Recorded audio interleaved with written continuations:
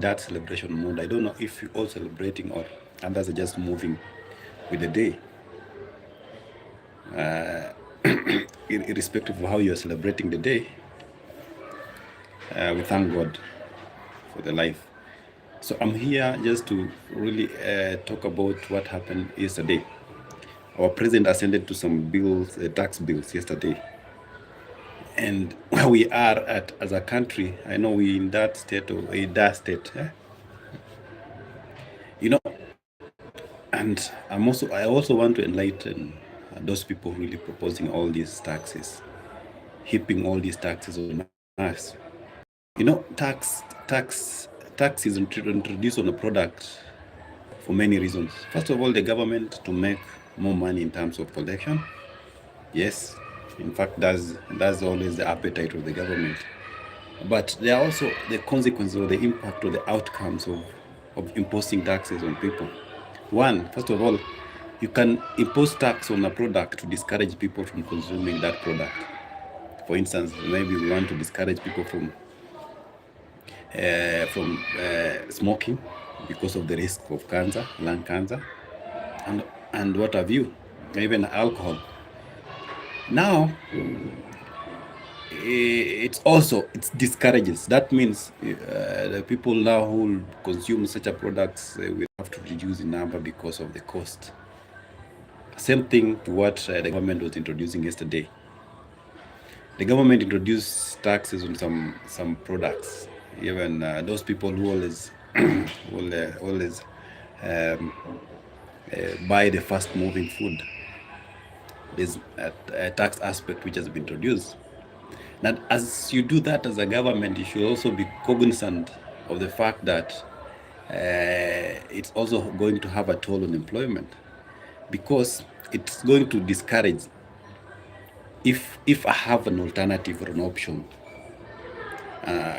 that will save me extra cost, why can't I utilize the alternative? And that's what is going to happen on that fast moving.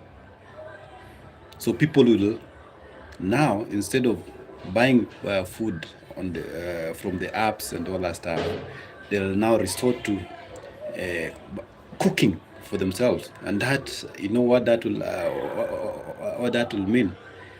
Most of the people, these vendors, food vendors, are going to will make food, but they'll be unable to sell. So what will that lead to? Massive job losses. People are going to lose jobs because the business cannot thrive, cannot survive.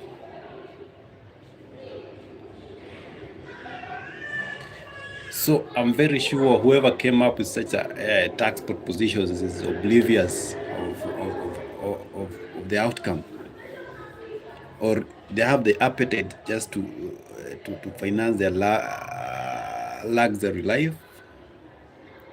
They even don't give a hoot about us, because it's going to have a toll on employment. And if at all the government is more focused on creating jobs, and they're also on the trajectory of trying to reduce some of them, so bad.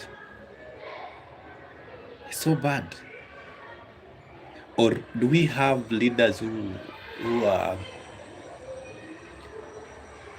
who are cloaked in terms of reasoning?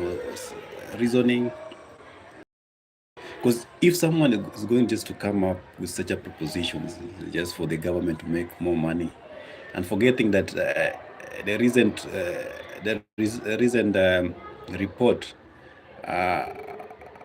about how much we are losing as a country, from 2 million the time of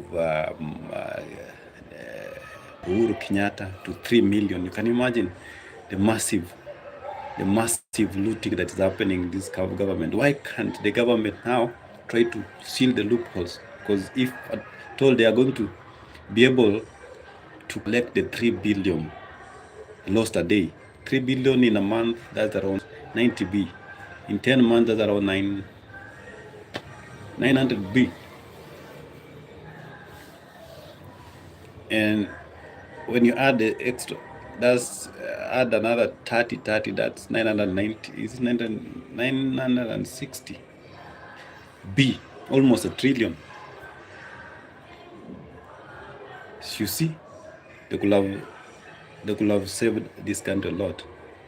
But the trajectory we are headed as a government in terms of how to improve the livelihood, we are making lives more worse, because the more we tax people, the less disposable, or some even don't have that disposable income. So that means it's also going to affect our investment. It's going to affect our savings.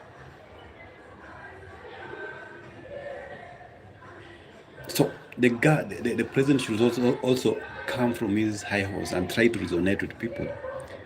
You can come up with ways on how to collect ideas, because we have lots of ideas. Most of Kenyans are educated, are more enlightened. So in terms of, we have people who specialize in economics, business, and all, and what have you. All these people can come in hand in terms of advising. But you relying on a few people who are greedy and driven by their stomach, they won't be able to give you much advice, because of the fear of what they intend to. They might lose if at all you not buy the ideas.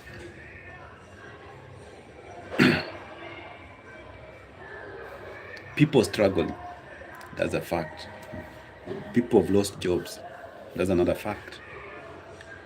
There are people are suicidal. Just recently, we have doctors, the interns who took their own lives.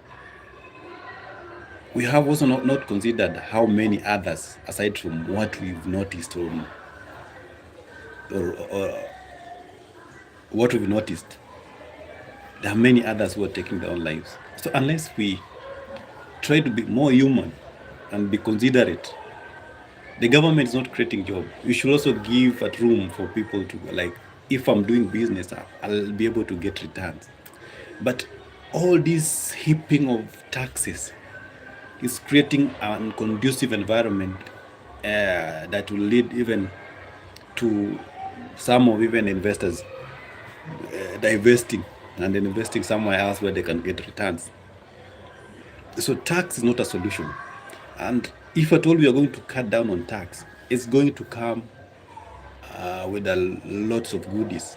First, when you reduce tax, you're going to attract more investors, because more returns on the investments. So when they come, they're going to pump money, inject money into the system. They'll create jobs, create value. They'll empower other people who are jobless, give them more the capacity or the power to purchase. So that will escalate the demand. And thus, what that does to supply now has to increase. So people in those sectors that are either producing unga, producing sugar, they have to produce more to meet up with the demand. That will fuel up the growth. But if at all you are on the mission to add tax after tax, what you're doing is that, first of all, you're discouraging people from either buying some products to live within their means. And that will also have a very toll effect on the overall production in a country, because people have to cut down on buying some luxury products, of which in those sectors you also have people who are employed there. They're also earning a living out of that. So if people have to live within their means, only that will lead to also some massive job loss. That's one. People are going to lose jobs. The other thing, introducing a tax doesn't really mean that when you introduce a tax, it's paramount. It's paramount that you're going to get that tax. For instance, whatever they introduce on the fast moving food, people might shy away from buying those products. So what will that lead to? The government will not make money as planned or envisioned. And that will also have a very bad effect or consequences or the impact unemployment. People are going to lose jobs. The government is not making the tax or the tax, or is not getting the tax as planned or envisioned, and on the other hand, people have lost jobs. It's high time we became reasonable. I don't know. I don't know if the president has about the thinking of the president has been clocked. He can't even think beyond that those papers presented, or does that also mean that he doesn't have able advisors who can advise him well on which steps, on what exactly to do that will. I know he keep on comparing himself with what Kibaki introduced the taxes, but more so, he opened up the Kenyan market for more investors. He encourages more investors to come to Kenya. So that also created what? Because investors are coming to invest in a country, it creates value, employment, and people are able to pay those tax as much as people will go through a lot, but they also have the capacity or the power to purchase. So people will not feel it that bad like the way it's happening now. And investors are leaving. The government is still imposing more tax, and then discouraging others who will have survived also leave. Eventually, at some point, we're not going to have companies in this country. We're not going to have companies in this country. That's for a fact. Unless you have a vision, or your mission is to destroy this country totally, then I guess that's the best way to go. But if at all you really more focus on the well-being of this country, putting hustlers in consideration, then I think you should rethink your moves, rethink your strategies.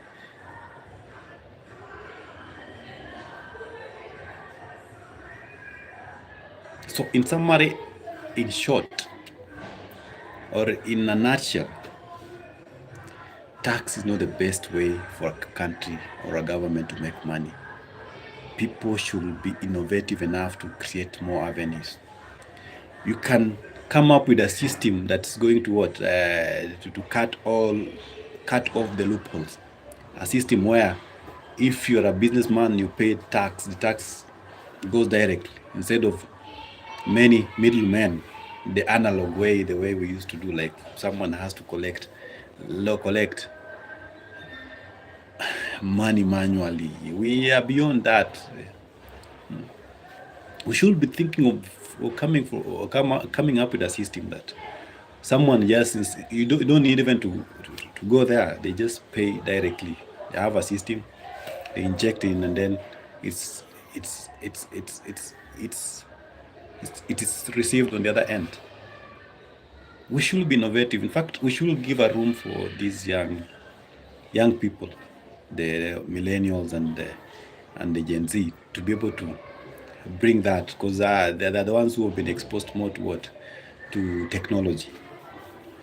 We should give, instead of having all these older people in jobs since time immemorial, their input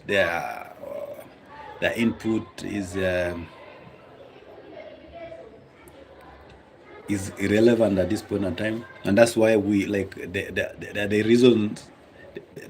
reason why there's a pull and push in between people like we embracing technology and the analog, because the moment now they know they'll accept, they are going to be redundant. Why should we have such a tussle when we want to be more competitive with what our neighbors, competitive with the whole world? Because this is the world has become a global village. Unless we also come up with strategies on how to survive, and that basically means embracing technology. So we should absorb these young ones. In fact, there's a time, or I don't know if at all you always follow Jack Ma. There's a point. There's something is also put across or mentioned that yes, you might be the what you might have born the idea of a company, started a company, but you need this these young generations to their skills to keep you afloat. And that's the same thing we should embrace as a country. We cannot just keep on banging on these people, older people who are like, the ideas are what? Cliches. It's high time. It's high time. It's high time we it's high time we came together for a common good to build this country. These political whatever gimmicks, political the boundaries, political boundaries. We don't need have to. We don't need to put all that. We don't need to have someone else. We need whoever is there. We can support them. We can support them to achieve or to achieve whatever they envision or whatever plan they have. But if at all they don't meet up to what we want, then we have all the rights to send them home. But we don't want an alternative government where now we are going to pick from them same politicians. They always sing the same songs, same ideas, same people. So trusting or banking on them to bring the change we all envision might be a dream. So we rather come together.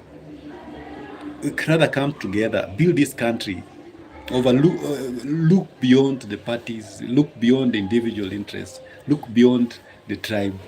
Let's come together, harness our knowledge, put together all our ideas, and try to rebuild this country.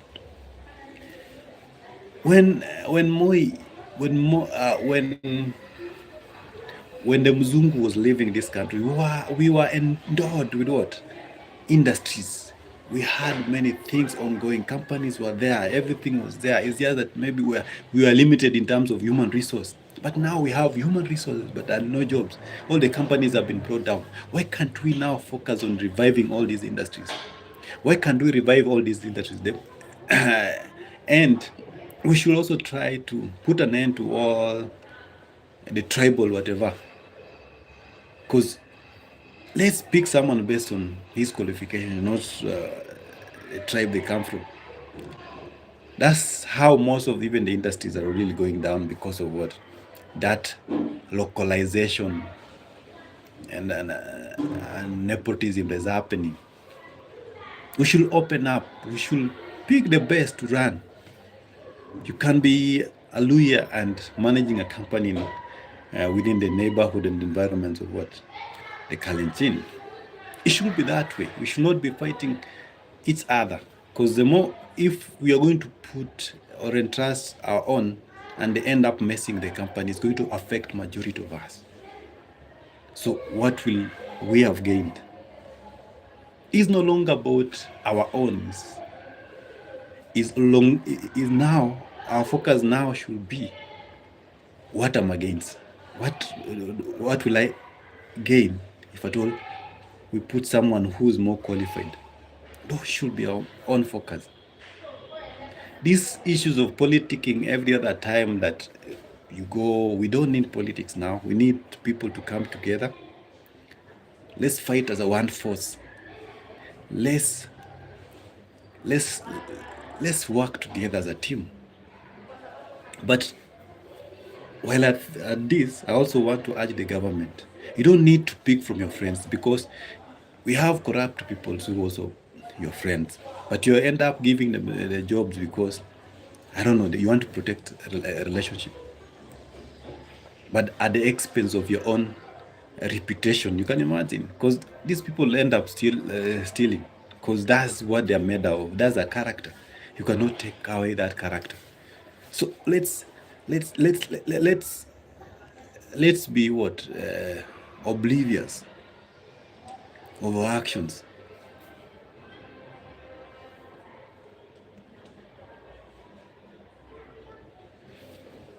But as I summarize, whatever taxes the government is imposing on us is what? Is ill-informed. We should not be going that direction. This country is already under pressure. Too much weight. People cannot bear this. Kindly listen to us. Listen to us, because your actions are the ones who are making people try to revolt. Your actions and your friends. And the way your friends, I don't know, it's like they're next to God or something, like they won a lottery or something. So they speak anyhow, they talk anyhow. We have to put an end to this, bro. We have to come together. This is our country. We love it. And as we celebrate, I know most of us, we have some people who lose their jobs. They're not enjoying this Christmas Eve or real season. I also feel that. And we also have those who have enough and plenty. Kindly just share with those who don't have. Let's all celebrate. When it comes to what, when we usher in the new year 2025, let's come work together to build this country. Adios.